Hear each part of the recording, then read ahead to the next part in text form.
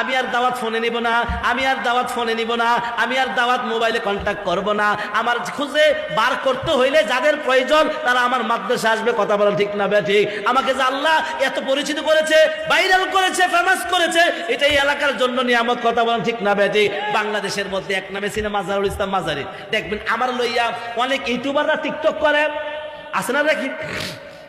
অনেক ইউটিউবাররা আমার video cutting করে তাদের সংসার চালাইতেছে। আরে ভাই, আমার দিয়া দো হাজার হাজার ইউটিউবাররা তাদের সংসার, ছেলে মেয়ে, মা বাবা, ফ্যামিলিতে দুটো ডাল ভাত খাওয়াইতে পারে আমার ওয়াজ ছাড়া।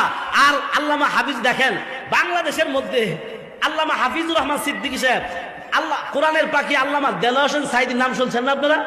শুনছেন না? সাঈদী সাহেবের পরে বাংলাদেশের মধ্যে কমি অঙ্গনের একমাত্র মাঠ ধরে রেখেছে আল্লামা হাফিজুর রহমান সিদ্দিকী। আর আল্লামা হাফিজুর রহমান সিদ্দিকীর এত ষড়যন্ত্র, তিলের তাল বানায়া সারা দেশ তার কিছু প্রচার সম্পাদক